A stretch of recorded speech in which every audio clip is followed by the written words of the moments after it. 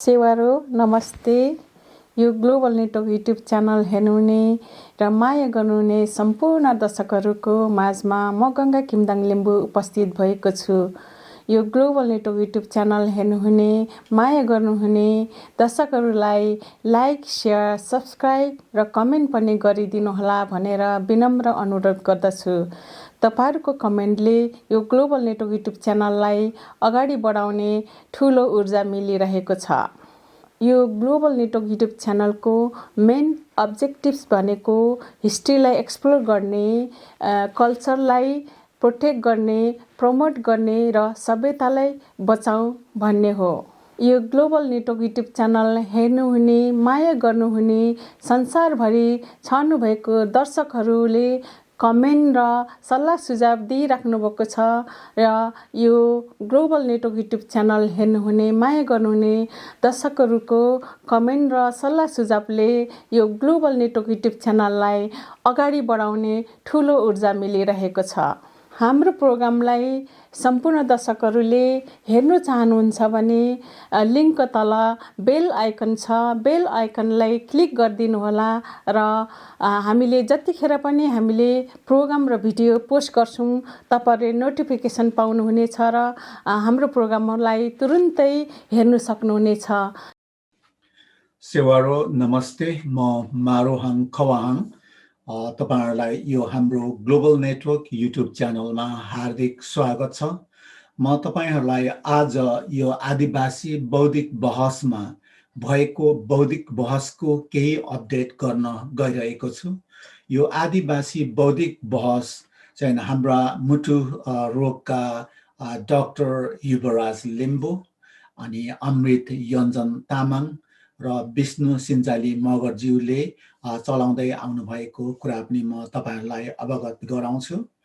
र आजको यो बौद्धिक बहसमा अथवा आदिवासी बौद्धिक बहसमा हामीले नागरिक समाज अथवा नागरिक आन्दोलनका अभियन्ताहरूलाई हामीले बोलाएका थियौं र हाम्रो अभियन्ताहरू हुनुहुन्थ्यो राजेन्द्र महर्जन र उज्जवल प्रसाई।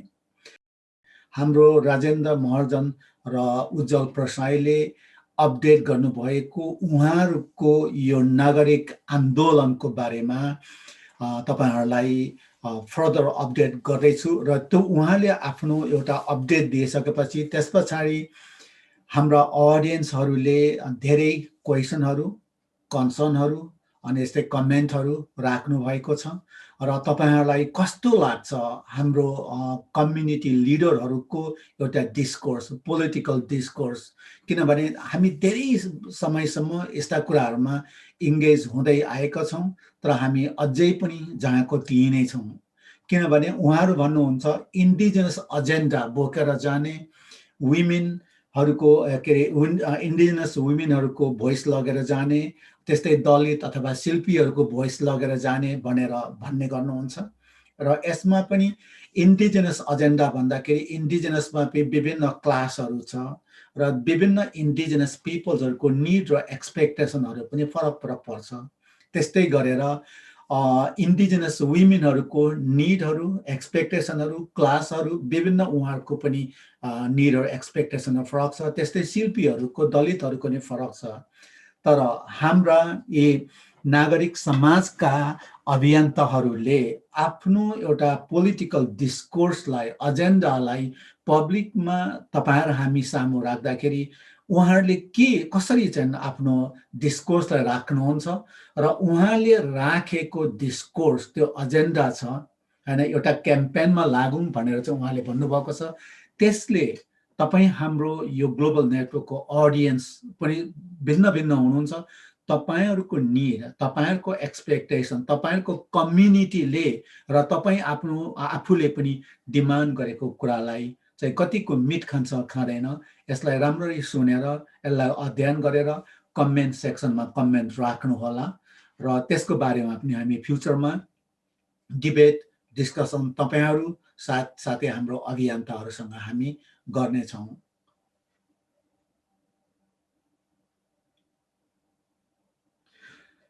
र जो आजको यो हाम्रो नागरिक समाज अथवा नागरिक समाज आन्दोलनका अभियन्ताहरूको यो एउटा डिबेट डिस्कसनलाई मैले जम्मा 2टा पार्ट पारेर राखेको छु। अलिक लामो हुन जान्छ, तर पनि तपाईहरुले यसलाई हेर्नुहोला र तपाईहरुलाई कस्तो लाग्छ तपाईहरुले कमेन्ट सेक्सनमा कमेन्ट राख्नुहोला र अब छ तपाईहरु हाम्रो अभियन्ता र हाम्रो अडियन्सहरुको क्वेशनहरुलाई सुन्नुहोला र तपाईहरुलाई कस्तो लाग्छ तपाईहरुको एउटा क्रिटिकल एनालिटिकल पोजिसनहरु पनि राख्नुहोला। यति भन्नु ल अब छ तपाईहरुले आजको हाम्रो यो आदिवासी बौद्धिक बहसको बहसलाई सुन्नुहोला। सेवारो कसरी प्रतिक्रिया जनाउने होला? तत्कालको प्रतिक्रिया के हो भन्दाखेरि यो चाहिँ प्रतिगमन भयो, यो चाहिँ संवैधानिक रूपमा पनि प्रतिगमन भयो। अब धेरै कुरामा यसले चाहिँ पछाडि अहिले प्राप्त अधिकारहरू हैन, प्राप्त हुन सक्ने अधिकारहरू या प्राप्त गर्नको लागि जुन खालको चाहिँ प्रयास गर्नुपर्ने हो त्यसमाथि बन्देज लगाउने गरी यो काम हुन सक्छ भन्ने खालको आशंका पैदा भएपछि सर्वप्रथम एउटा भेला बोलाइएको थियो। त्यसमा त्यो भेलाले चाहिँ एउटा वक्तव्य जारी गरेको थियो। त्यो यो चाहिँ प्रतिगमन भयो। अब चाहिँ यो प्रतिगमनको प्रतिकार गर्नु जरुरी छ, यसको प्रतिरोध गर्नु जरुरी छ भन्ने ढंगले त्यसमा मूल आशय व्यक्त गरिएको थियो। र त्यतिखेर उठेको एउटा मूल विषय के भन्दाखेरि कि यो जुन खालको राजनीतिक प्रतिगमन भयो यसबाट खाली अब संसद पुनर्स्थापना भयो भने यो प्रतिगमन हल हुन्छ या ओलीको सट्टामा चाहिँ अर्को कुनै दाहाल या देउबा या चाहिँ नेपाल कोही आउँदाखेरि यो प्रतिगमनको समस्या हल हुन्छ, यस्ता कुराहरुमा पनि बहस भएको थियो त्यतिखेर। र हामीले धेरै हिसाबले त्यसको चाहिँ तत्कालीन जवाफको रूपमा चाहिँ के मात्र भन्न सक्यौं भन्दाखेरि कमसेकम तत्काल चाहिँ संसद पुनर्स्थापनाको कुरा हुन सक्छ, तर संसद पुनर्स्थापनाबाटै र अर्को एक अर्को हाम्रो आफ्नो शब्दमा भन्ने हो भने एउटा ओलीको सट्टामा अर्को ओली आउँदैमा यो प्रतिगमन यो को हल हुँदैन भनेपछि धेरै पाटोहरुमा चाहिँ अग्रगमन गर्नुपर्ने, धेरै पाटोहरुमा सचिनु पर्ने ठाउँ चाहिँ छ है भन्ने ढंगले चाहिँ एउटा स्पेस बनाउन खोज्यौं, राजनीतिक स्पेस बनाउन खोज्यौं। त्यो हिसाबले चाहिँ प्रश्न चाहिँ हामीमाथि काफी उठ्यो। जसले वक्तव्य दिए, जसले चाहिँ नागरिक आन्दोलन चाहिँ संगठित गर्न खोजे, फेरि पनि अब यो चाहिँ कुनै पार्टी विशेषको चाहिँ विङ हो कि हैन, पार्टी विशेषको एजेन्डा चाहिँ सिधै ल्याउन नसकेर नागरिक आन्दोलनको नाममा चाहिँ ल्याउन खोजिया हो कि भन्ने कुरा चाहिँ गर्न खोजे।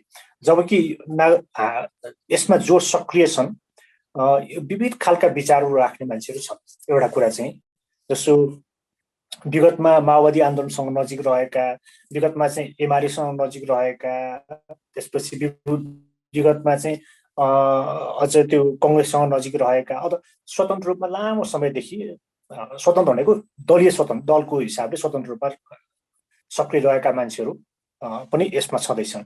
यसै विचारको हिसाबले लगातार वैचारिक काम गरिरहेका, लेखनमा सक्रिय रहेका या विभिन्न अरु संगठनहरु मार्फत सक्रिय रहेका मान्छेहरू पनि यसमा छँदैछन्।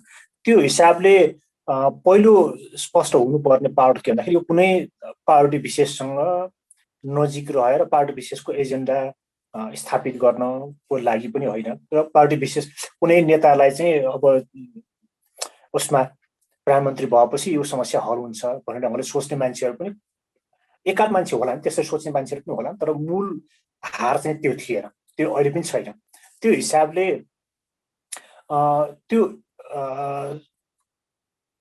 जो छन् यसको अब मूल सुरुमा संयोजन चाहिँ अब युग पाठकले गरे। युग पाठकको जमानामा चाहिँ अब माओवादी आन्दोलनसँग नजिक रहेको कारणले गर्दाखेरि धेरैले के बोल्यो, के बुझे भन्दाखेरि कि यो प्रचण्ड या अहिलेको पछिल्लो चरणमा प्रचण्ड नेपाल गुटको चाहिँ बाहिरी फ्रन्ट पो हो कि भन्ने खालको ढंगले चाहिँ यसको विश्लेषण या आरोपित गर्ने कामहरू भयो। तर खासमा चाहिँ उनी आफै पनि त्यो ट्र्याकबाट लामो समयदेखि बाहिरिसकेका मान्छे हुन्। त्यस्तै अरू पनि जो विविध खालका मान्छेहरूको एउटा फोरम क्रिएट भएको मात्रै हो। यो हिसाबले चाहिँ यसमा अब जनजातिकै तर्फबाट भन्ने हो भने पनि माबुवाङ सरदेखि लिएर गोविन्द छन्त्याल त्यसपछि अरू पनि जस्तो प्रणिकाहरू क्रियाशील छन् र यसको चाहिँ धेरै सो डिसिसन मेकिङ प्रोसेसमा पनि उनीहरूको सहभागिता त्यत्तिकै छ। अनि अरू चाहिँ अब देखिने गरी जो भनौँ न सडकमा त्यसपछि मिडियामा देखिने गरी जसरी नारायण वाग्ले, सञ्जीव पोखरेल, अर्चना थापा, त्यसपछि मोहना अन्सारी, विमल अर्याल त्यस्तै यस्ता मान्छेहरू पनि छन् नभएको होइन तर तिनीहरूको एउटै खालको डिरेक्सन एउटै खालको विचार चाहिँ हो जस्तो मलाई पनि लाग्दैन। उनीहरू फरक फरक पृष्ठभूमिबाट आएका छन् र फरक ढङ्गले सोध्छन्। मूल कुरो के भन्दाखेरि यतिखेर भएको चाहिँ जुन संविधानमाथि जुन कु हो त्यसको प्रतिकार गर्नु जरुरी छ भन्ने एउटा मिनिमम कमन पोइन्टमा चाहिँ यो आन्दोलन सुरु भयो। यो चाहिँ अब जसरी राजनीतिक भाषामा भन्ने हो भने आन्दोलन हो कि होइन भन्ने क्वेसन त हुन सक्छ, किनभने 2-4 जना मान्छे सडकमा उत्रिँदैमा आन्दोलन भयो भन्ने ढङ्गले चाहिँ व्याख्या त गर्न नमिल्ला।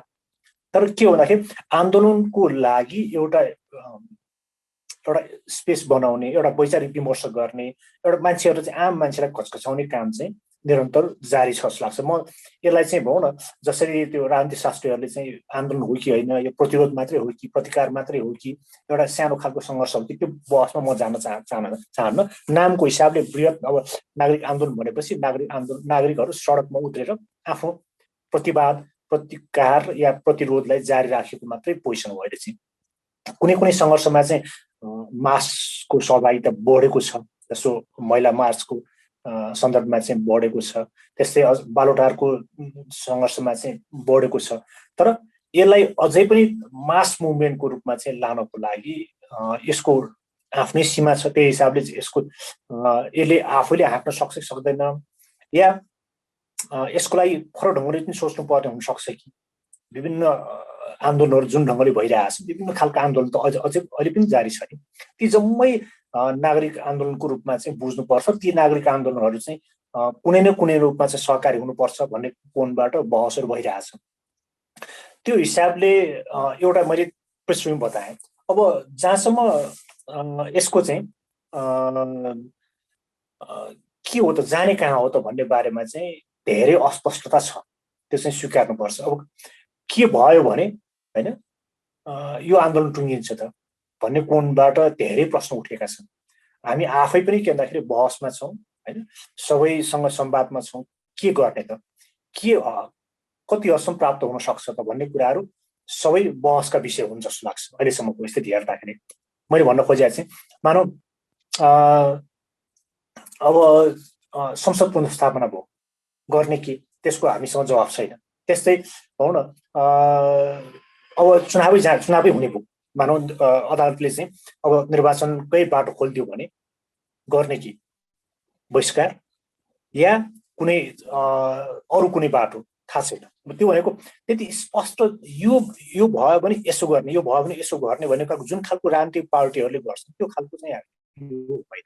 यसको एउटा मात्रै कुरा अहिलेसम्म धेरैको बिचमा चाहिँ सहमति हुन थालेको विषय के हो भन्दाखेरि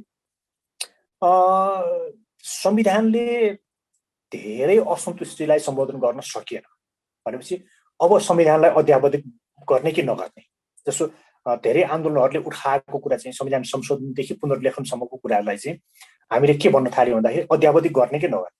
संविधानले त संविधान जारी हुँदाखेरि त आखिर त गोली चलाएर मान्छे मारेर गरे हो, संविधान जारी गरेको हो भनेपछि यो स्थितिमा ती समुदायको चाहिँ आवाजलाई, तिनीहरूका मागलाई सम्बोधन गर्ने कि नगर्ने। जनजातिहरूको आफ्नै छ, आदिवासी जनजातिहरूको माग या मुद्दा आफ्नै खालका छन्, ती मुद्दाहरूलाई कसरी सम्बोधन गर्ने। अनि त्यस्तै दलितहरूको आफ्नै छ र महिलाहरूको त लगातार इस्यु उठिरहेकै छ, त्यस्तै थारूहरूको आफ्नै छ। त्यसपछि यो विभिन्न खालका चाहिँ मागहरूलाई चाहिँ यही मौकामा चाहिँ उठाउने कि नउठाउने, ती जम्मै नागरिक हुन् या नागरिक हुनको लागि दाबी पेश गरिरहेका मान्छेहरू हुनु भने त्यो कुरालाई चाहिँ एक ढङ्गले अहिले नै दबाबको रूपमा चाहिँ उठाउने कि नउठाउने, अहिले धेरै बहस भइरहेको सबैसँग संवादमा बस्दाखेरि उठिरहेको विषय र हामी आफैले पनि विभिन्न ढङ्गले चाहिँ उठाइरहेको विषय यो हो। अहिले चाहिँ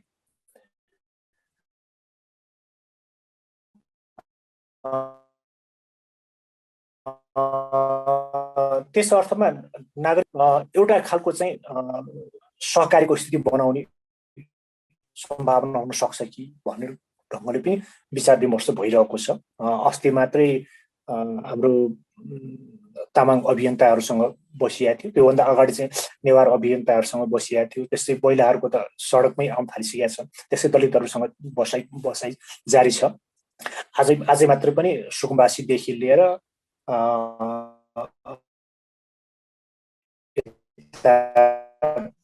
सम्पदा त्यो असन्तुष्टि लाई यदि अभिव्यक्त गर्ने हो भने यही अवसर हुन सक्छ। यो अवसरलाई चाहिँ किन नछोड्ने, यो अवसरलाई अलिकति सङ्गठित गर्न सकियो, यसलाई चाहिँ अलि बेसी मात्रामा चाहिँ अभिव्यक्त गर्न सकियो भने चाहिँ सायद प्रतिगमन सचिने, प्रतिगमन भनेको धेरै गोलमोटोल नै हो। फेरि पनि म प्रतिगमनको बारेमा पनि भन्न चाहन्छु, धेरै गोलमोटोल त हो, तर त्यो गोलमोटोलको स्थितिमा चाहिँ या अस्थिरतामा अहिले जुन खालको चाहिँ द्वन्द्वको स्थितिमा चाहिँ ती कुराहरू उठ्दाखेरि सम्भवतः हाम्रो आवाज अलि बलियो हुने हो कि, हाम्रो आवाज भनेको सबै जो परित्यक्त छन् या उत्पीडित छन् उनीहरूको आवाज हुने हो कि, र यसले चाहिँ प्लेटफर्महरू निर्माण हुँदै जाने हो कि भन्ने ढङ्गले चाहिँ सम्वादहरू भइरहेछ। मैले प्रतिगमन गोलमोटोल भनेर चाहिँ फेरि पनि के भन्दा अहिलेको प्रतिगमन त फेरि संविधानमाथि भएको होइन, जुन संविधान आफै विवादास्पद छ, जुन संविधानको अपनत्व लिने कि नलिने या त्यसको विरुद्ध त्यत्तिकै सङ्घर्ष भएको इतिहास त छँदैछ, हामीले आफै देखेको कुरा भयो। त्यो स्थितिको एउटा खालको प्रतिगमनको कुरा भयो। अनि त्यो प्रतिगमनलाई व्याख्या गर्ने क्रममा चाहिँ विभिन्न खालको चाहिँ डिस्कोर्स सुरु भएको छ अहिले। त्यो भनेको नेवारहरूको सन्दर्भमा भन्ने हो भने म आफूले पनि सांस्कृतिक प्रतिगमन त लामो समयदेखि शताब्दीदेखि भइरहेछ। त्यो विशेषमा आर्थिक रूपमा जसरी एकीकरणको नाममा विगतमा नेवारहरूको चाहिँ जसरी भूमि अतिक्रमण भयो, भूमिमाथि जसरी हस्तक्षेप भएको छ, त्यस्तै चाहिँ अहिले पछिल्लो चरणमा चाहिँ विकासको नाममा अधिग्रहणको नाममा अनेक ढङ्गले चाहिँ भइरहेछ। त्यो प्रतिगमनको कुरालाई चाहिँ यतिखेरै उठाउनु पर्ने, यतिखेरै उठाइयो भने चाहिँ अलि बलियो हुने हो कि भन्ने ढङ्गले एउटा खालको। त्यस्तै अरू कुरामा पनि दलितको सन्दर्भमा पनि त्यसै अरू जनजातिका विभिन्न सवालहरूमा पनि, मधेसका सवालमा पनि, जस्तो मधेसको बारेमा अस्ति तुलाजीले बलियो कुरा उठाउनु भयो कि नागरिक समाजमाथि पनि क्वेसन गर्नुपर्ने होइन, नागरिक आन्दोलनमाथि पनि क्वेसन गर्नुपर्ने ढङ्गले चाहिँ जसरी आउनु भएको थियो, ती कुराहरूको एउटा चाहिँ मुखरित गर्ने खालको चाहिँ फोरम हुन सक्छ कि, या त्यो खालको संवाद उनीहरू जम्मै उत्पीडितहरूको चाहिँ संवादको लागि चाहिँ फोरम हुन सक्छ कि भन्ने ढङ्गले चाहिँ प्रयास भइरहेछ। अब मैले यहाँ राख्नै पर्ने एउटा कुरा के भन्दाखेरि धेरै जसो मान्छेहरूले चाहिँ मैले अघि भने धेरै प्रश्नको चाहिँ हामीसँग जवाफै छैन। मैले पटक लेखन मार्फत पनि र त्यहाँ साथीहरूको बिचमा पनि के भन्दै आएको छ भन्दाखेरि अहिलेको स्थिति भनेको नागरिक आन्दोलन चाहिँ ओलीको प्रतिगमन विरुद्ध चाहिँ एउटा ठुलो प्रश्न त भयो, तर धेरै जुन ढङ्गले चाहिँ राजनीतिक प्रश्न, संवैधानिक प्रश्नहरू होइन, आर्थिक प्रश्नहरू या सांस्कृतिक प्रश्नहरू जुन छन् त्यो जम्मैको उत्तर दिन सक्ने हैसियतको चाहिँ आन्दोलन बनेको छैन, सायद बन्दैन पनि होला, तर जति बन्न सक्छ त्यति इलाबोरेट गर्नुपर्ने, त्यति विस्तार हुनुपर्ने आवश्यकता छँदैछ। अहिलेसम्मको स्थिति के छ भन्दाखेरि एउटा समुदाय र अर्को समुदाय बिचको चाहिँ संवाद चाहिँ धेरै कम छ। जस्तो दलित र जनजाति बिचको भन्ने हो भने कमै संवाद भएको मलाई थाहा छ। त्यस्तै महिलाको कुरा जब आउँछ आदिवासी महिलाको मात्रै कुरा हुन्छ, त्यो अरू समुदायका इभन भनौँ न उदाहरणको लागि भन्ने हो भने दलित महिलाका सवालको बारेमा चाहिँ खासै कुरा हुँदैन। त्यो अरू जनजातिका मधेसीका कुरा त टाढै कुरा भयो। यो हदसम्मको संवादहीनताको स्थिति छँदैछ भनेपछि अब कमसेकम त्यो संवादहीनतालाई तोड्न सकिने सम्भावना पो बढ्या हो कि, यही अवसरमा चाहिँ यो खालको प्लेटफर्म निर्माण गर्न सक्ने सम्भावना बढ्या हो कि भन्ने एउटा अहिलेको धेरै छलफलहरूको क्रममा चाहिँ आएका र सम्भावना बढेको एउटा पोइन्ट चाहिँ त्यो जस्तो लाग्छ। अर्को चाहिँ त्यसले पार्ने असर के हुन सक्छ भन्दाखेरि कि हामी आदिवासी नागरिक भयौँ कि भएन, या हामी दलितलाई चाहिँ नागरिक बनाइयो कि बनाइएन, या मधेसीहरूले जसरी हामी दोस्रो दर्जाका भनेर चाहिँ जसरी भनिरहेको छ उनीहरूले चाहिँ अब नागरिक हुने या नागरिकताको दाबी गर्ने, नागरिकता मैले कागजको कुरा मात्र गरिरहेको छैन, मैले उठाउन खोजेको इभन सिटिजनको जुन खालको चाहिँ अधिकार सार्वभौम अधिकार हुन्छ त्यो अधिकार दाबी गर्ने हिसाबले यसलाई चाहिँ विस्तार गर्न सकिने सम्भावना पो हुन सक्छ कि त्यो एङ्गलबाट प्रयास गर्नुपर्ने हुनसक्छ कि भनेर चाहिँ कुरा भइरहेछ। अब मैले अर्को छोटो मात्रै कुरा राख्ने, मैले लामो बोलेँ जस्तो लाग्छ। अब घोषणापत्रको एउटा खालको चाहिँ तयारी भइरहेछ। त्यो घोषणापत्र हामीले के गर्न खोजिरहेछौँ भन्दाखेरि आन्दोलन घोषणा गरेपछि त कमसेकम त्यसको निश्चित विचार या आइडिया त सेयर गर्नुपर्ने हुनसक्छ। अहिले जुन खालका चाहिँ विभिन्न खालका द्वन्द्वहरू भइरहेछ ती द्वन्द्वहरूको बारेमा के हुन सक्छ त भन्ने ढङ्गले बहसहरू भइरहेछ, त्यो प्रयास पनि भइरहेछ। त्यसको लागि जवाफ के हुन सक्छ भन्ने ढङ्गले चाहिँ जवाफ खोज्ने क्रम पनि भइरहेछ। त्यो हिसाबले राष्ट्रिय रूपमा उठेका मूल मुद्दाहरूलाई चाहिँ कसरी सम्बोधन गर्दाखेरि बेस हुन सक्छ भन्ने ढङ्गले चाहिँ त्यसको चाहिँ केही न केही आइडिया या सपना या एक खालको चाहिँ यस्तो भयो भने एकैछिन त्यसमा चाहिँ यो राष्ट्रिय रूपमा उठेका केही प्रश्नहरूको जवाफ खोज्नुपर्ने भन्ने ढङ्गले चाहिँ त्यो आशयसहित त्यो यसो हुँदाखेरि समाधान हुन सक्छ कि भन्ने ढङ्गले चाहिँ केही प्रस्तावहरू बारेमा छलफल भइरहेछ। पछि त्यो चाहिँ सार्वजनिक गर्ने हिसाबले चाहिँ त्यसको काम भइरहेछ। मैले अहिले यति मात्र राखेँ। बरु छलफल होइन, प्रश्न, आफ्नो आइडिया यसो गरे चाहिँ आन्दोलन अझ फराकिलो हुन सक्छ। यो आन्दोलनको औचित्य छ कि छैन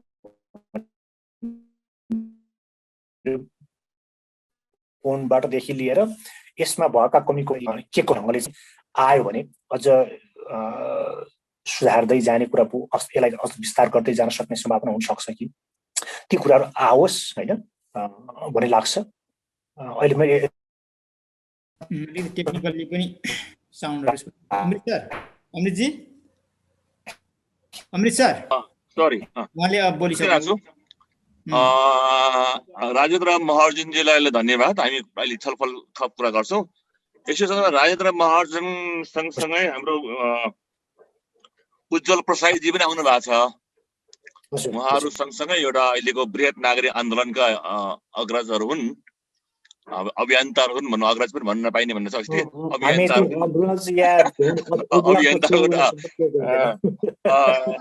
यो मैले अब के अरे उज्जवल प्रसाईजीलाई पनि केही कुरा राख्न अनुरोध गर्छु मैले है त। उज्जवलजी। धन्यवाद अमृत सर। खासमा धेरै कुरा त राजेन्द्र सरले भनिसक्नु भयो। म त अलिकति ढिलो आएँ, छुटाएँ र पनि समग्रमा सबै कुरा समेटिए जस्तो लाग्छ मलाई। तथापि आफ्नो तर्फबाट म केही भनौँ। म चाहिँ यो नागरिक आन्दोलन भन्ने यो अभियानमा सक्रिय हुन थालेको पनि अलि पछिदेखि हो। राजेन्द्र सरहरू अलि अगाडिदेखि हुनुहुन्थ्यो, अलि पछिदेखि हो। त्यसबाट त्यो दिनबाट अहिलेसम्म आउँदा मैले देखेका केही कुराहरू भन्न चाहन्छु र आगामी दिन अब अगाडि कसरी बढ्ला भन्ने पनि यसो आफूले अन्दाज गरे अनुसार म केही कुराहरू यहाँहरूसँग सेयर गर्न चाहन्छु। नागरिक आन्दोलन भन्ने विषय, नागरिक समाज भन्ने विषय आफैमा थियोरिटिकली हेऱ्यो भने पनि र त्यसको अभ्यासहरू हेऱ्यो भने पनि त्यो कुनै खास कन्सेन्सस नभएको अथवा खास एउटा सहमति नभएको, एउटा खास डेफिनेसन, कुनै कम्प्रिहेन्सिभ खालको अलि बृहत खालको परिभाषा नभएको फेनोमेनन हो जस्तो लाग्छ मलाई। त्यस्तो प्रक्रिया या त्यस्तो समूह नागरिक समाज भन्यो भने पनि त्यो, किनभने हामी 4-5 जना कोही भेला भएर केही गर्यो भने पनि त्यो नागरिक समाजले गरेको ठहर्छ। त्यस्तै गरेर नागरिक आन्दोलनै भन्दा पनि कसैले केही प्राप्त गर्नलाई अथवा केही मागहरू राखेर कुनै कानुन सच्याउने नाममा या कुनै कुनै केही खालको गडबडी भएर त्यसलाई सच्याउँ या त्यसमाथि प्रश्न उठाउँ भनेर कसैले केही सानो प्रयत्न गर्यो भने पनि त्यो नागरिक आन्दोलन नै हुन्छ। त्यो भनौँ न अब निर्मला पन्तको हत्याको कुरा गरौँ या आङ्गिरा पासीको जो बलात्कार पछिको हत्याको कुरा गरौँ, त्यसपछि उठेका आन्दोलनहरू भनौँ, नवराज विकेको त्यो विषयमा उठेका आन्दोलन भनौँ, या यहाँ नेवार समुदायले गरिरहेको कमल पोखरीको स्मरण गरौँ अथवा टुँडी खेलको या अरू कुनै विषयमा भइरहेका आन्दोलनहरू सबै नागरिक आन्दोलन नै हुन्। त्यस हिसाबले नागरिक आन्दोलन त्यसका अनेक भङ्गालाहरू होलान्, त्यसका अनेक रूपहरू होलान् र त्यो एक या अर्को ढङ्गले त्यो सधैँ सञ्चालन चलिरहेकै होला जस्तो लाग्छ मलाई। एउटा हिसाबको बुझाइ यो हुन सक्छ। अब ती आन्दोलनहरू भन्दा यो नागरिक आन्दोलन कसरी फरक छ भन्ने एउटा प्रश्न होला, या यो नागरिक आन्दोलनका विशिष्टताहरू के होलान् भन्ने प्रश्न छ। योसँग जोडिने अर्को प्रश्न के होला भने 62-63 को नागरिक आन्दोलन को विस्तार, कन्टिन्युटी, निरन्तरता या त्योभन्दा अलग के हो र यो भन्ने प्रश्न पनि हुन सक्छ। मलाई चाहिँ के लाग्छ भने यो नागरिक आन्दोलन आफ्नै एउटा विशिष्ट परिस्थितिमा सुरु भएको एउटा अभियान हो। त्यसकारणले यसका केही विशिष्टताहरू छन् र सँगसँगै अरू ठाउँमा विभिन्न ढङ्गले चलिरहेका नागरिक आन्दोलनहरू केही समानताहरू पनि यहाँ होला भन्ने लाग्छ मलाई। त्यसकारणले अब यसका विशिष्टता के हुन् भनेर सोच्यो भने अघि राजेश सरले धेरै कुरा भनिसक्नुभयो। यो खास गरी पुस 5 मा केपी ओलीले संसद विघटन गरिसके पछाडि एउटा त्यसले त्यो घटनाले ट्रिगर गरेको एउटा अभियान हो। तर अब त्यो घटनाले ट्रिगर गरेको भन्नुको अर्थ खालि त्यो घटनामा मात्रै केन्द्रित हुन्छ त यो भन्ने सँगसँगै प्रश्न उठ्न सक्छ। त्यसलाई एक हदसम्म राजेशले जवाफ दिनुभएको छ, त्यसलाई सम्बोधन गर्नु। मलाई चाहिँ के लाग्छ भने त्यसरी ट्रिगर भएको यसमा कुरा चपाउने कुरै छैन, त्यसरी नै ट्रिगर भयो। यो पुस 5 मा त्यो घटना घट्यो र केही साथीहरूलाई लाग्यो कि यहाँ प्रतिगमन भयो, यहाँ केही ठुलै गडबडी भयो, अब यसका विरुद्ध बोल्नुपर्छ भन्ने लाग्यो। तर अब सोच्दै ल्याउँदा, त्यसमा विमर्श गर्दै जाँदा, त्यसमा मान्छेहरू जोडिँदै जाँदा, त्यसमा अभियन्ताहरू जोडिँदै जाँदा त्यो खालि पुस 5 मा मात्रै केन्द्रित हुन सक्ने स्थिति रहेन। किनभने नेपाली समाजको यथार्थ चाहिँ के हो भने त्यो प्रतिगमन खास गरी पुस 5 को संसद विघटनदेखि सुरु भएको होइन, त्यो यथार्थ हो। त्योभन्दा अर्को यथार्थ त्यो यथार्थ हो भन्नुको अर्थ त प्रतिगमन लामो समय धेरै अगाडिदेखि सुरु भएको थियो भन्नुपर्ने भनेर मान्नुपर्ने हुन्छ। अब इतिहासमा धेरै लामो धेरै पछि नजाँदा पनि कम्तीमा 72 को संविधान जारी गर्ने बेला त्योभन्दा अगाडि दोस्रो संविधान सभामा भएका एक्सरसाइजहरू सम्झिनु पर्ने हुन्छ। अब त्यो चाहिँ यथार्थ हो। त्यो दोस्रो संविधान सभामा कस्ता किसिमका अभ्यासहरू भए भनेर हामीले हेर्यौँ भने दोस्रो संविधान सभामा खास गरी पहिलो संविधान सभाले मानेका कुरालाई पनि नमान्ने या अमान्य ठहर्याउने या त्यसलाई पनि त्यसभन्दा पछि जाने, त्यसबेला प्रतिगमन गर्ने अनेक खालका प्रपञ्चहरू भए। हामीले अरू धेरै उदाहरणहरू दिन सक्छौँ, तर दुईटा उदाहरण सम्झियो भने काफी होला। दोस्रो संविधान सभामा पहिलो संविधान सभाले मानेका संघीयता सम्बन्धी मानेका कुरा, त्यस्तै गरेर अरू विभिन्न प्रावधान सम्बन्धी मानिसकेका कुरालाई पनि दोस्रो संविधान सभामा सर्लक्क ल्याउने भन्ने आश्वासन त दिएका थिए, तर त्यसलाई स्मरण समेत गरिएन भन्छु म त। त्यसलाई राम्रोसँग अँगाल्न सकिएन र दोस्रो संविधान सभामा आउँदा त्यसलाई बिर्सिने, त्यसलाई त्यसभन्दा पछि हट्ने प्रपञ्चहरू रचियो। अब धर्मनिरपेक्षताको कुरा मात्रै सम्झियो भने पनि स्पष्ट होला। धर्मनिरपेक्षतामा विमर्शै नभएको होइन, विमर्श भयो संविधान सभाभित्र, दोस्रो संविधान सभा बेला, त्योभन्दा बाहिर पनि विमर्श भयो। कतिपय विमर्शहरूमा यहाँहरू आफै संलग्न हुनुभयो होला। अब कतिपय मान्छेहरूले हामीले आर्टिकलहरू लेख्यो होला, अरूहरूले विभिन्न मञ्चहरूमा आफ्ना कुराहरू भन्यो होलान्। धर्मनिरपेक्षतालाई सिरियस लिनुपर्छ है। यो 46 सालमा पनि यस विरुद्धमा ठुलो आन्दोलन भएको थियो। 46 सालको संविधान ड्राफ्ट हुँदै गर्दा, त्यो ड्राफ्ट बाहिर जाँदै गर्दा पनि धर्मनिरपेक्षता सम्बन्धी विभिन्न किसिमका मतहरू थिए र त्यसमा सबभन्दा बलियो मत चाहिँ धर्मनिरपेक्षता कायम हुनुपर्छ यो देशमा भन्ने मत थियो 46 सालमा पनि। त्यो त्यसै गरेर 62-63 को आन्दोलन र त्यसपछि यो दोस्रो संविधान सभामा पनि त्यो मत बलियो थियो। तर त्यसलाई व्याख्या गर्ने बेलामा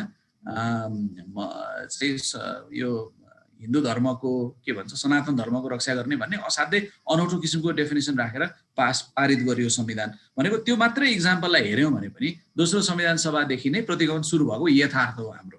त्यसकारणले ओलीको संसद विघटनले ट्रिगर गरेको घटना भए पनि त्यो यथार्थलाई नजरअन्दाज गर्न सक्ने स्थिति अहिले थिएन। त्यो ओलीको घटनाले, ओलीले यो अहिले गरेको विघटनको घटनाले ट्रिगर गरेको अभियान त हो, तर यो अभियानमा विमर्श थाल्ने बित्तिकै यथार्थले छोपिहाल्यो। यथार्थ त ठुलो बनेर आइहाल्यो, एकदमै बलशाली त्यो यथार्थ थियो। त्यो यथार्थ के बनेर आयो भन्दा त्यसले धर्मनिरपेक्षताको मुद्दा उठायो, त्यसले संघीयताको कुरा सम्झ्यो, त्यसले समावेशिताको कुरा सम्झ्यो, त्यसले चाहिँ दलितहरूका मुद्दा सम्झ्यो, त्यसले अरू धेरै मधेसीका मुद्दा सम्झ्यो। सम्झिँदै जाँदा मान्छेहरू जोडिँदै जाँदा, विमर्शहरू हुँदै जाँदा, कार्यक्रमहरू हुँदै जाँदा त्यो यथार्थ यति बलशाली बनेर आयो कि अब त्यो पुस 5ले ट्रिगर गरेकै अभियान भए पनि त्यसमा मात्रै अडिन सक्ने स्थिति रहेन। त्यसकारणले अरू त्यो यथार्थका ती पाटाहरूलाई स्मरण गर्नै पर्ने, त्यसलाई विमर्शमा ल्याउनै पर्ने र त्यसलाई कहीँ न कहीँ सम्बोधन गर्नै पर्ने स्थितिमा हामी आइपुग्यौँ भन्ने लाग्छ मलाई। अहिलेसम्म आइपुग्दा, आजका दिनसम्म नागरिक आन्दोलन आइपुग्दा यो घोषणा पत्र लेख्दै गर्ने क्रममा पनि र विभिन्न चरणमा भएका विमर्शहरू, विभिन्न चरणमा भएका भेटघाटहरू र हामीले गरेका विभिन्न कार्यक्रमहरूलाई हामीले स्मरण गरेर एक ठाउँमा ल्याएर राख्यौँ भने अब अहिलेको पोइन्टमा आउँदा नागरिक आन्दोलन अब त्यो हाम्रो त्यो जर्जर यथार्थलाई सम्बोधन गर्नै पर्ने स्थितिमा आइपुगेको छ। अब यसभित्र मान्छेहरू आउँदा त चाहना राख्ने नराख्ने, अहिले यही संविधान ठिक छ भन्नेहरू पनि कतिपय होलान् होइन, यो संविधानलाई केही सानातिना चेन्जेसहरू गरेर काम चलाउँ भन्ने मान्छेहरू पनि होलान्।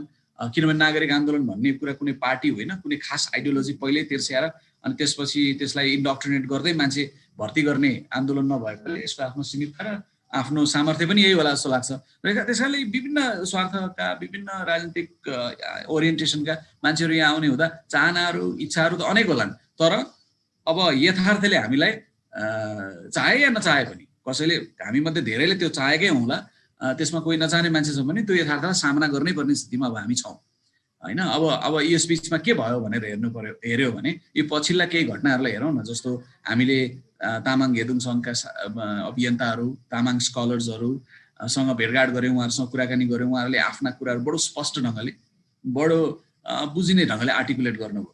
त्यो आर्टिकुलेट गर्दै गर्दा त्यो हलमा उपस्थित साथीहरूले, हामी नागरिक आन्दोलनमा सक्रिय केही अभियन्ताहरूले हामीले त्यसमा चाहिँ लार्जर कुरामा हामीले सहमति जनायौँ। यो तपाईँहरूको मुद्दा ठिक छ, यो मुद्दामा हामीले बोल्नै पर्छ। अब हामी एकअर्काको मुद्दाहरू एक ठाउँ राखेर अगाडि बढौँ भनेर भनिसक्यौँ भनेको त्यो यथार्थ के हो भने हामीले त्यो तामाङ स्कलर्सहरूले, तामाङ अभियन्ताहरूले उठाएको मुद्दामा हाम्रो सहमति या हाम्रो पनि त्यसमा सहानुभूति जोडिन्छ है अब भनेर भनिसकेको अवस्था हो। त्यसै गरेर अघि राजेन्द्र सरले स्मरण गर्नुभयो, तुलनारायण शाहले त्यहाँ प्रश्नहरू उठाउनुभयो, ती प्रश्न हाम्रा पनि प्रश्न हुन् भनेर हामी अभियन्ताहरूले केही हदसम्म स्वीकारिसकेको अवस्था नै हो। त्यस्तै गरेर दलितहरू आउनु भएको छ, दलितहरूका आफ्ना मुद्दाहरू उठाउनु भएको छ, त्यो घोषणापत्रमा परेको छ। आदिवासी जनजातिका मुद्दाहरू पनि घोषणापत्रमा हामीले यसलाई सम्बोधन गर्नै पर्छ भनेर हामी एक ठाउँमा आइपुगेका छौँ। र घोषणापत्र आजसम्मको एक्सर्साइजमा हेर्दा के देखिन्छ भने संविधानमा धेरै नेपालीहरू असन्तुष्ट छन् है भन्ने कुरा त घोषणापत्रले मानेको छ र नागरिक आन्दोलनमा संलग्न अभियन्ताहरूले पनि त्यो कुरा मानिसकेको छ। त्यसकारणले यो यथार्थले हामीलाई नागरिक आन्दोलनलाई खालि यो एउटा ओलीको संसद विघटनलाई सच्याउने मात्रै बिन्दुमा अब अडाउन सक्ने स्थिति नै छैन। त्यो यथार्थले हामीलाई त्यो ठाउँमा पुर्याइसकेको छ कि हामी अगाडि बढेर अब यी विभिन्न आन्दोलनका भङ्गालाहरूसँग हामी जोड्यौँ भन्ने कुरासम्म हाम्रो आइसकेको छ। तर हाम्रो लिमिटेसन के हो त, हाम्रो सीमा के हो त भन्दा हाम्रो सीमा भनेको हामी पोलिटिकल पार्टी होइनौँ, हामी डेलिभर गर्ने ठाउँमा हुँदैनौँ। भोलि त्यो परिस्थिति आउँदा त्यो परिस्थितिमा फेरि राजनीतिक दलहरू नै डेलिभर गर्ने ठाउँमा पुग्छन्। राजनीतिक दलका नेता, हामीले चुनेर पठाएका प्रतिनिधि र त्यो पोलिटिकल पार्टीहरू नै त्यो डेलिभर गर्ने ठाउँमा पुग्छौँ। तर हाम्रो त्यो सीमा हो र त्यो स्ट्रेन्थ पनि हो। हाम्रो स्ट्रेन्थ अब किन हो भने हामीले ती पोलिटिकल पार्टिजलाई अब हाम्रो मुभमेन्टबाट, हाम्रा अभियानहरूबाट, हामीले गर्ने कार्यक्रमहरूबाट ती विभिन्न रूपका कार्यक्रमहरू हुन सक्छन्। कुनै बेलामा सडकमा गएर आन्दोलन गर्ने हुनसक्छ, कुनै बेला कोठामा बसेर गोष्ठी गर्ने हुनसक्छ, कुनै बेला सिंहदरबार गेटमा पुगेर धरना दिने हुनसक्छ, कुनै बेलामा अरू विभिन्न रूपका आन्दोलनहरू, अभियानहरू हामीले सञ्चालन गर्न सक्छौँ। तर त्यो अभियानले समग्र नेपाली समाजमा यी मुद्दाहरूमा सोच्नै पर्ने गरी मान्छेहरूलाई तरङ्गित गर्छ, नागरिकहरूलाई तरङ्गित गर्छ। त्यो मुद्दा उठाउँछ, लेख्छ, बोल्छ, विभिन्न खालका अभियानहरू चलाउँछ र नागरिकहरूलाई त्यो विमर्शमा सामेल गराउँछ। बढीभन्दा बढी नागरिकहरूलाई त्यो विमर्शमा सामेल गराउँछ जस्तो लाग्छ मलाई। त्यो गराउनुपर्छ अथवा त्यतातिर उन्मुख हुनुपर्छ। त्यसो भयो भने के हुन्छ भने पोलिटिकल पार्टीहरूलाई प्रेसर हुन्छ, अब यो मुद्दाबाट हामी भाग्न सक्दैनौँ है भन्ने स्थितिमा हामीले पोलिटिकल पार्टिजहरूलाई पुर्याउँछौँ। अहिले भइरहेकै पोलिटिकल पार्टिजहरू या नयाँ बन्ने पोलिटिकल पार्टिजहरूलाई पनि हामीले त्यो मुद्दामा विमर्श गर्नै पर्ने, त्यसलाई छलेर हिँड्न सक्ने स्थिति हुँदैन। अब भोलि पर्सि कुनै दिन एउटा दिन आउला, त्यसमा संविधान संशोधन गरौँला है भनेर अब छलेर हिँड्न सक्ने स्थिति आउँदैन। त्यो अभियानहरू सञ्चालन हुँदै गयो, त्यसमा चाहिँ सबैको एनर्जी लाग्दै गयो र बढीभन्दा बढी नागरिकहरू सामेल हुँदै गए, बढीभन्दा बढी समूहहरू त्यसमा सामेल हुँदै गयो भने त्यो प्रेसर गर्ने पोइन्टसम्म आइपुग्छौँ। त्यो हाम्रो स्ट्रेन्थ हो भन्ने लाग्छ। हिजो कति छुटाएका अनेकन मुद्दाहरू, आदिवासी जनजातिका मुद्दा, दलितका मुद्दा, महिलाका मुद्दा, नेवार समुदायका मुद्दा, यी काठमाडौँकी सुकुम्बासीका मुद्दा, यी अनेक मुद्दाहरूमा यी भङ्गालाहरू जोडिँदै जाँदा त्यो विषयलाई जसरी पनि विमर्शको टेबलमा ल्याउनै पर्ने, जसरी पनि गफ गर्नै पर्ने। र त्यो विमर्शमा धेरैभन्दा धेरै नागरिकहरू सामेल भएपछि पोलिटिकल पार्टिजहरूले सोच्नै पर्ने, उनीहरूको आफ्ना एजेन्डा पनि यसलाई बनाउनु पर्ने, कम्तीमा पोलिटिकल पार्टी कमिटीहरूमा छलफल हुनुपर्ने र पोलिटिकल पार्टीमा संलग्न भएका आदिवासी जनजाति, दलित, महिला, मधेसी, निमुखा सबैले त्यो विषय चाहिँ त्यो आफ्ना कमिटीहरूमा टेबल गर्नै पर्ने स्थितिमा ल्याइ पुर्याउन सकिन्छ जस्तो लाग्छ। त्यो स्ट्रेन्थ हो नागरिक आन्दोलनको भन्ने लाग्छ। यो अघि नारायण सरले भनेका अनेक अलमलहरू, अनेक खालका प्रश्नहरू असरल भए पनि हामीले कलेक्टिभली हामीले काम गर्न, यदि हामीले अहिलेकै स्पिरिटमा काम गर्न सक्यौँ र अगाडि बढ्दै गयौँ भने त्यो स्ट्रेन्थ हामीले देखाउन सक्छौँ भन्ने लाग्छ। र एकदमै अहिले बुझ्नुपर्ने कुरा चाहिँ के होला भने हामी अघि मैले भनेको यथार्थलाई हामी नागरिक आन्दोलनमा सक्रिय भएका कसैले पनि नजरअन्दाज गर्न सक्ने स्थिति छैन। अब त्यो रहेन होइन। त्यो कसैका लागि बाध्यता हुनसक्छ, कसैका लागि रहर हुनसक्छ, कसैका लागि त्यो एउटा जोस रोमाञ्चकता पनि हुनसक्छ, कसैका लागि असाध्यै अर्थपूर्ण अभियान हुनसक्छ। यी जे हुन्, जे भए पनि अब त्यो यथार्थलाई सामना गर्नै पर्ने, त्यो यथार्थलाई हामीले बोध गर्नै पर्ने, त्यो यथार्थलाई इन्टर्नलाइज गर्नै पर्ने पोजिसनमा हामी आइपुगिसकेका छौँ। त्यस कारणले अब यहाँभन्दा पछि हट्ने स्थिति चाहिँ अब रहन्छ जस्तो मलाई लाग्दैन। मैले अरू सबै हाम्रा स्कलर्स र यहाँ उपस्थित सबैजनालाई एउटा निवेदन के गरौँ भने, म साथै समयको यो टाइट उसमा छु। यो घोषणापत्र हामीले जुन गर्दैछौँ त्यसको फाइनल एडिट गर्नुपर्ने छ। त्यस कारणले मैले यति कुरा राखेँ। धेरै कुरा चाहिँ राजन सरले भनिसक्नु भएकोले मैले त्यसलाई धेरै बढाइरहनु पर्ने, दोहोऱ्याइरहनु पर्ने जरुरी छैन होला। अब यहाँहरूका प्रश्न सुन्ने र यहाँहरूसँग एकछिन विमर्श गर्न पाउने हुँदा त मलाई असाध्यै खुसी हुन्थ्यो। तर अहिले हामी यहाँ 2-3 जना साथीहरू मलाई कुरेर बस्नु भएको छ। त्यो एडिट गरेर फाइनल गर्नुपर्ने चाहिँ एउटा बर्डन लिनुपर्ने भएकोले म त्यता जानुपर्ने छ। मलाई तपाईँले अनुमति दिनु पर्ला भाग्नलाई। अब यो एउटा बाहुनले स्वाट्टा आएर मुख देखाएर आफ्नो कुरा भन्न टाप ठोक्यो भन्ने त्यो अभियोगलाई शिरमा राखेरै भए पनि भाग्नुपर्ने स्थिति छ। मलाई माफ गर्नुहोस्। धन्यवाद उज्जवलजी। तपाईँले धेरै कुरा प्रश्न पार्नुभयो होइन। नागरिक आन्दोलनका बृहत्तर पक्ष कुरा उठाउनु भयो र भविष्य पनि कुराहरू तपाईँलाई यहाँ भनिदिउँ। हामी अघि डाक्टर युवराज लिम्बुले भनिसक्नु भएको छ, हामी यो 4 महिनादेखि लगातार हाम्रो छलफल बहस भइरहेको छ। हामीसँग अब आजै नभए पनि हामीसँग 100 जना वरिपरि छौँ। र एउटा कुरा तपाईँले भनिदिउँ, नन आदिवासीले बोलेको तपाईँ मात्रै पहिलो पटक मान्छे हो यहाँ। Thank you so much. यो मेरो लागि एकदम ठुलो सौभाग्य। र हामी के चाहन्छौँ भने लिङ्क गर्न चाहन्छौँ नि, तर पहिला हामी त क्लियर हुनु पर्यो नि त। आफ्नो पोजिसन बिना बोल्दा त भएन। त्यस कारणले तपाईँ आउनुभयो, बोलिदिनु भयो, धन्यवाद। आज बस्नु भयो, राम्रो हुनेछ होला। महर्जनजी धन्यवाद। हजुर फेरि एकचोटि माफ माग्छु, मेरो त्यो जिम्मा साथीहरूले दिएको भएर हामी क्लोज लिङ्कमा भइरहन्छौँ। कहीँ न कहीँबाट है त। गोविन्द छन्त्यालजी चाहिँ अहिले उहाँ भ्याउन सक्नु भएन। उहाँले मलाई भन्नुभयो एकदम व्यस्त छु अहिले म भनेपछि अब राजेन्द्र महर्जनसँगै हाम्रो चाहिँ छलफल हुन्छ।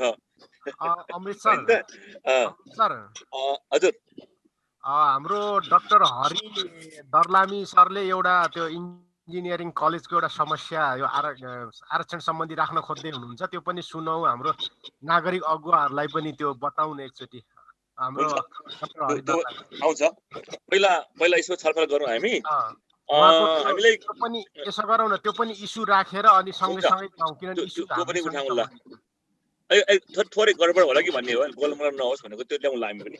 हामी के प्रश्न हौँ भनेदेखि अस्ति हाम्रो छलफलबाट चाहिँ हामीले बालकृष्ण महाबुहाङ अनि कैलाश राई र गोविन्द छन्त्याललाई आदिवासीको तर्फबाट तपाईँहरू जानुहोस् र त्यहाँ चाहिँ आफ्नो पोजिसन क्लियर गर्दै जानुहोस् र त्यहाँको कुराहरू राख्नुहोस् भनेका थियौँ हामीले होइन।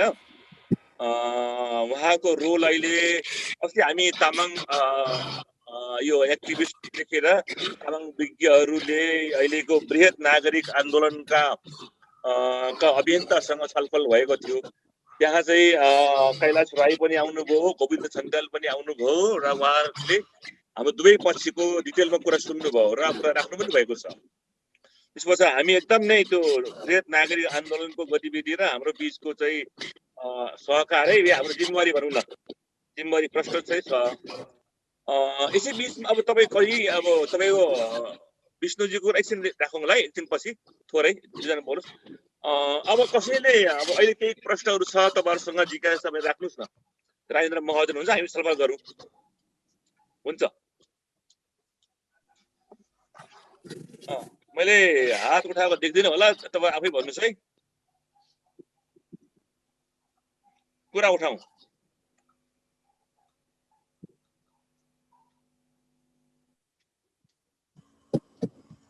कसैको हो?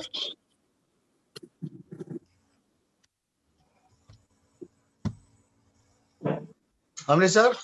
हजुर हजुर हजुर म 1 मिनेट राख्छु। बोल्नु हुन्छ हुन्छ हुन्छ हुन्छ। अब यो नागरिक आन्दोलन प्रति चाहिँ मेरो पनि एक खालको प्रश्न छ हैन। सबैले त्यो प्रश्न राखिरहेको जस्तो लाग्छ, धेरैले क्रिटिकली हेरेको जस्तो लाग्छ हैन। अहिलेसम्म जति पनि मुभमेन्टहरू भए त्यो रामप्रसाद राईदेखि लिएर 46 साल 62-63 सालमा अब बढी हाम्रो सहभागिता भएको हो।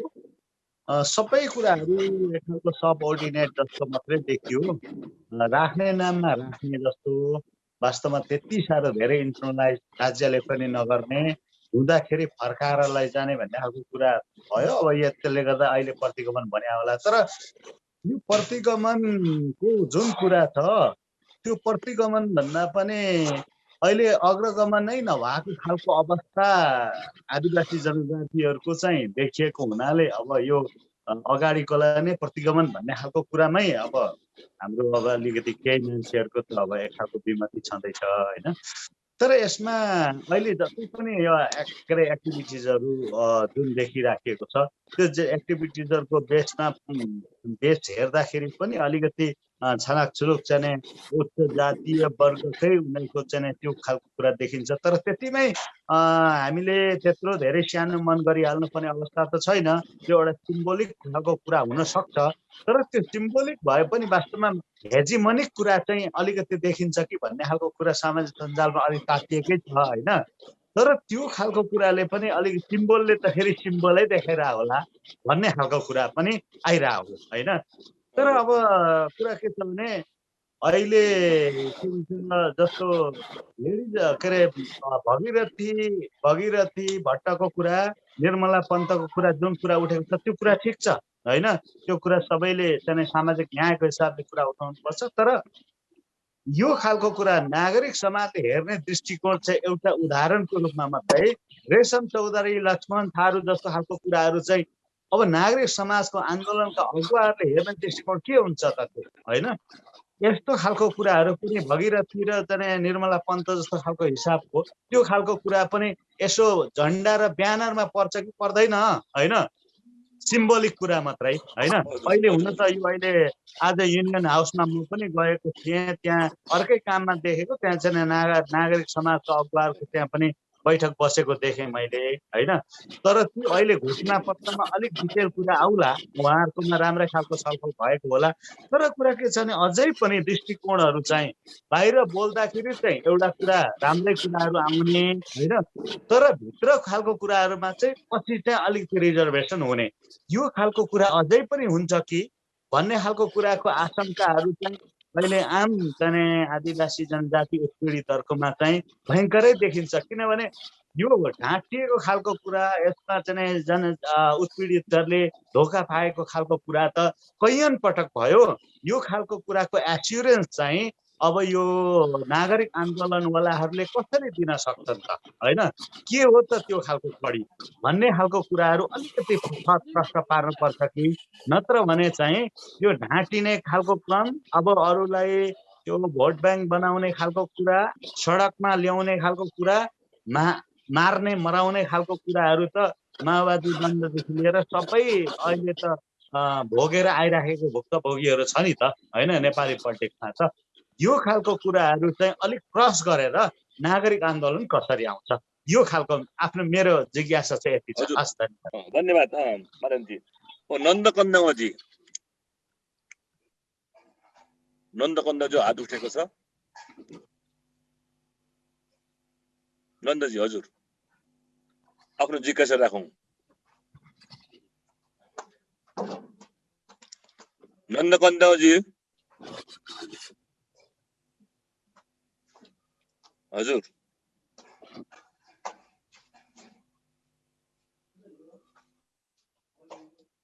नन्दजीको हजुर स्वर सुनिरहेको छ। नन्दजी केही भइरहेछ?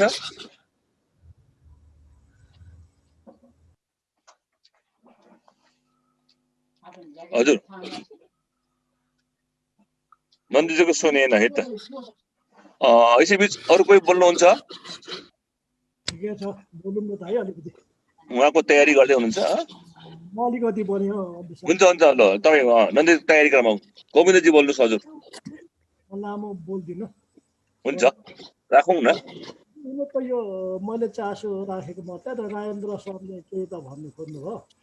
हजुर यो नागरिक आन्दोलनले पछाडि पारेको समुदायहरूको मुद्दालाई कसरी सम्बोधन गर्छ भन्ने एउटा चासो छ मानिसहरूसँग र कसरी गराउनु सकाउने बाटो बनाउने होइन।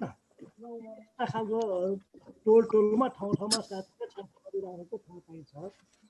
यो कुरा राखेँ कल्चर किन यसरी उठ्यो भन्ने सन्दर्भ चाहिँ ओलीको कदमलाई गैर संवैधानिक छ। म एक दुईचोटि मात्रै गएँ, अलिक छोराले हारेको दिन चाहिँ धर्म पर्खिनु भ्याए राम्रो हो, अझै बिमारी हुन्थ्यो होला। मैले त्यति स्पष्ट बुझिनँ उहाँको प्रश्न। अलिक टाढो भयो उहाँको। उहाँ माइकबाट टाढा भएर बोल्नु भएको छ, कसैले कम्युनिकेट गर्नु। गोविन्द आउनु अलिक माइकको नजिकबाट बोल्नुहोस् त, मूल कुरा दुईटा पोइन्ट राख्नुहोस् त। अहिले सुनिन्छ? सुन्यो ठिक छ सुनिन्छ।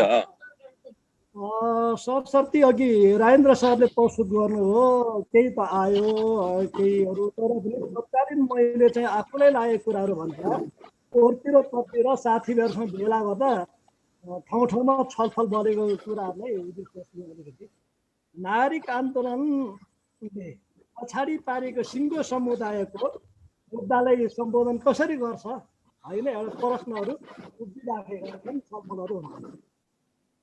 अब यो गराउनलाई त्यसरी गराउने भने यो आन्दोलनले कोही सम्भव छ त?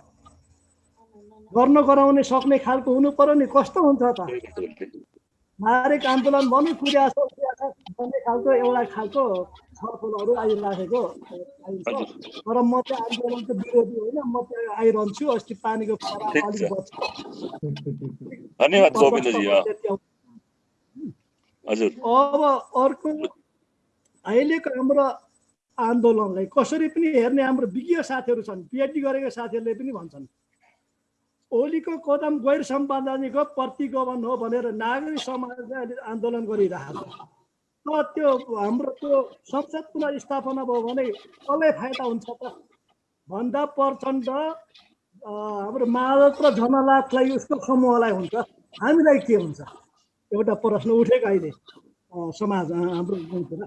अनि अब त्यो पुनर्स्थापना भएन, समूहलाई फाइदा। हाम्रो चाहिँ हेरेर कुराउनु मात्रै। म अलिकति यसबारेमा चाहिँ अब आन्दोलन अगुवाई गर्ने साथीहरूले अलिक प्रश्न पारे राम्रो हुन्थ्यो भने चाहिँ अहिले नाम थपेन अलिक परे लिउँला होइन। हाम्रो पिएचडी गरेको साथीहरू धन्यवाद गोविन्दजी। अब नन्दकन्दज्यू तपाईँको ठिक भयो कि अहिले? अहिले त मेरो सिग्नल एकदम कमजोर छ। अघि बिच मैले सुनिनँ, राजेन्द्रजीको पनि सुनिनँ, हाम्रो उज्जवलजीको पनि पुरै सुनिनँ। मेरो तपाईँको म्युट अन छ त, कसरी स्वर आइरहेछ फेरि? नन्दजी तपाईँको म्युट अन छ तर स्वर त आइरहेछ फेरि।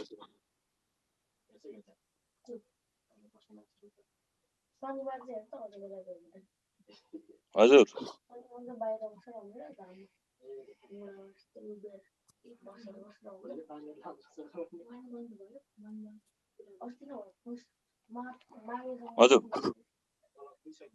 अमरेजी हजुर हजुर नन्दजी बोल्नुहोस् अब मेरो डिस्कनेक्ट भइरहेछ। डिस्कनेक्ट अघि सुन्न पनि धेरै पाइन। अहिले क्लियर आयो? क्लियर आएछ। म मेरो कुरा भनिहाल्छु 2 मिनेट। अब यो हाम्रो देशको नागरिक आन्दोलन चाहिँ खासमा नागरिक आन्दोलन जस्तै भएको छैन यो, होइन। अनि त्यो नागरिक आन्दोलनको रूप ग्रहण गरेको छैन, त्यसमा समस्या छ। अब त्यसमा त अहिले धेरै मेहनतहरू भइरहेको रहेछ, त्यसमा त भन्नु केही छैन, होइन।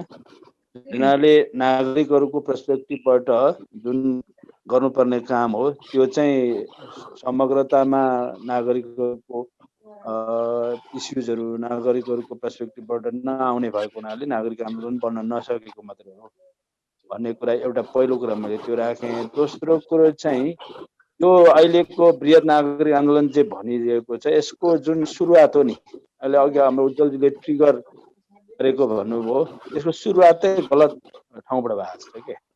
त्यसैले यसको भन्नुको मतलब चाहिँ गलत हिसाबले गलत मनसायबाट सुरु भयो भन्ने बित्तिकै बेठिक हुन्छ सबै कुरा भन्ने भएन। अहिले ठिक गर्ने कामहरू चाहिँ भइ नै रहेको रहेछ।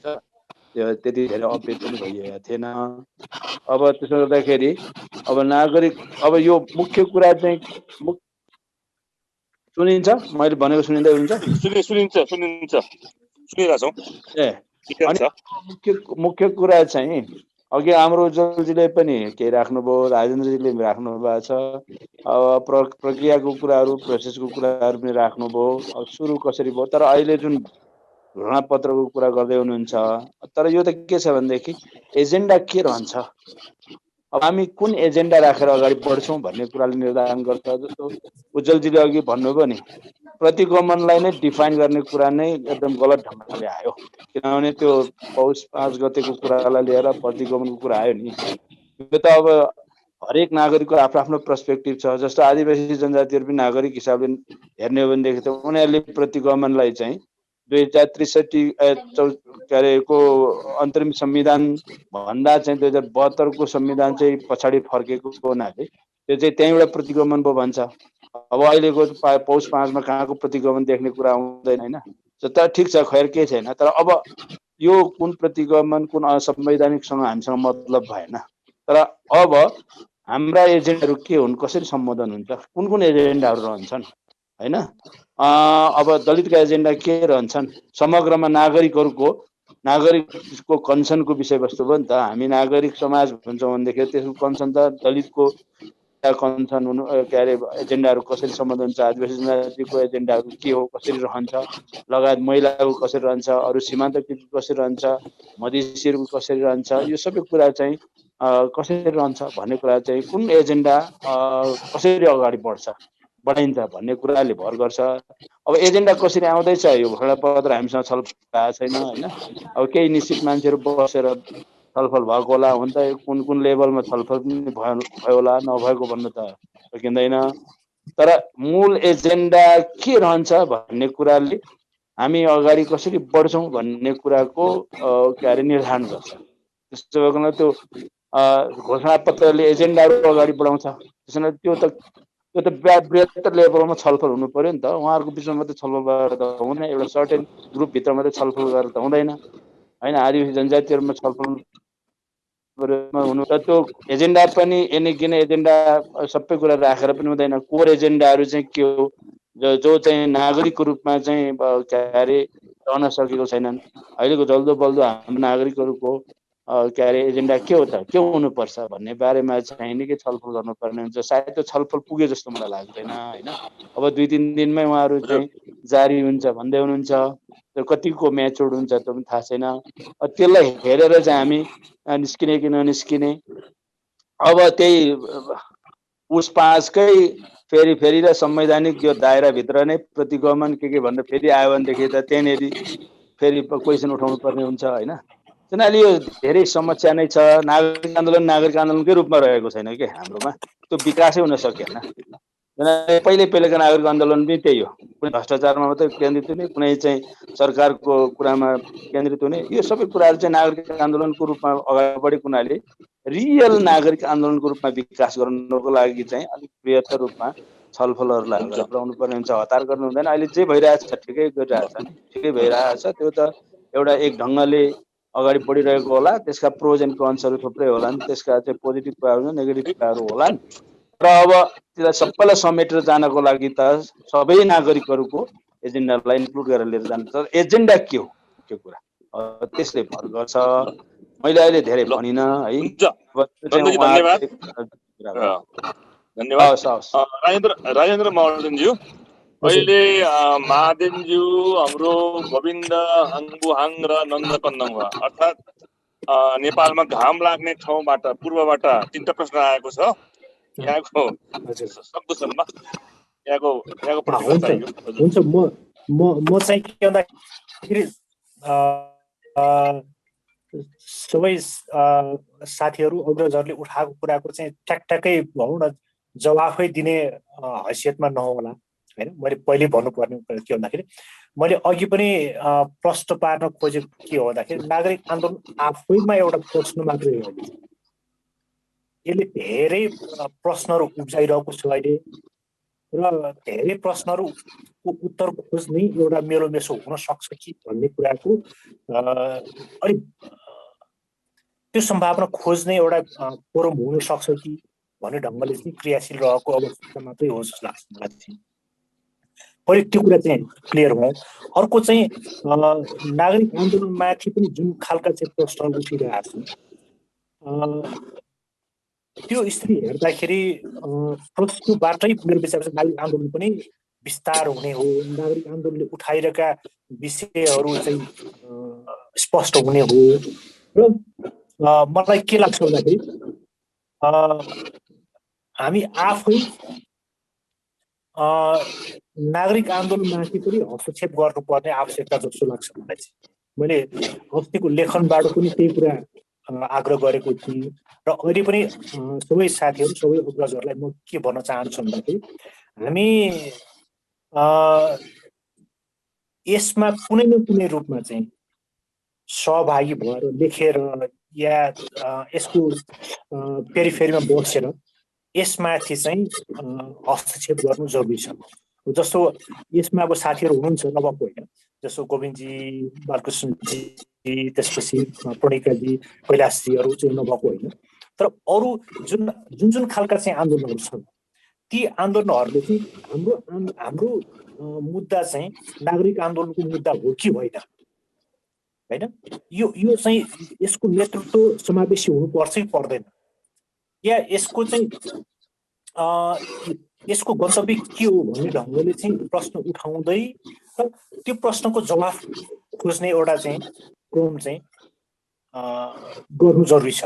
मैले भन्न खोजेको चाहिँ के भन्दाखेरि यसैले ट्याकट्याक जवाफ दिन्छ त्यसपछि हामी आन्दोलनमा आउँछौँ भन्ने कुरा ढङ्गले सोचियो भने चाहिँ हामी फेरि पनि के हुन सक्छ भन्दाखेरि यो आफ्नै ढङ्गले जाला, यसको आफ्नै गति होला र आफ्नै ढङ्गले समस्याग्रस्त हुने भएपछि हामीले भनेकै थियौँ भनेर चाहिँ बस्न सायद उचित नहोला जस्तो लाग्छ मलाई।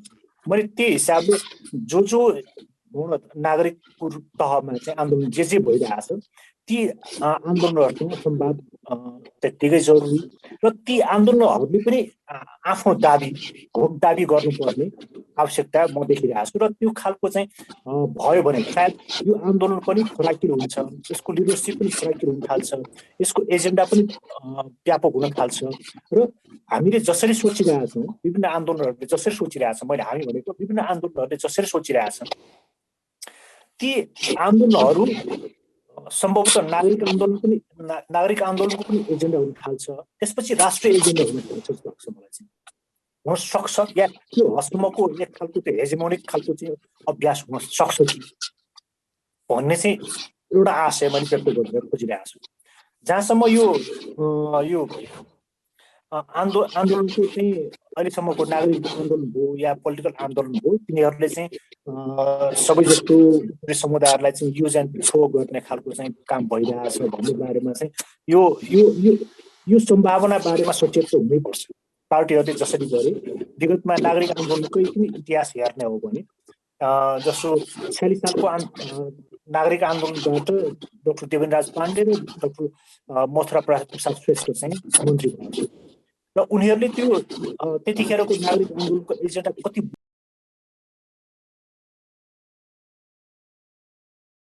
आजको प्रोग्रामबाट यो ग्लोबल नेटवर्क युट्युब च्यानल हेर्नुहुने सम्पूर्ण दर्शकहरूको माझबाट म गङ्गा किमदाङ लिम्बू बिदा लिनु चाहन्छु।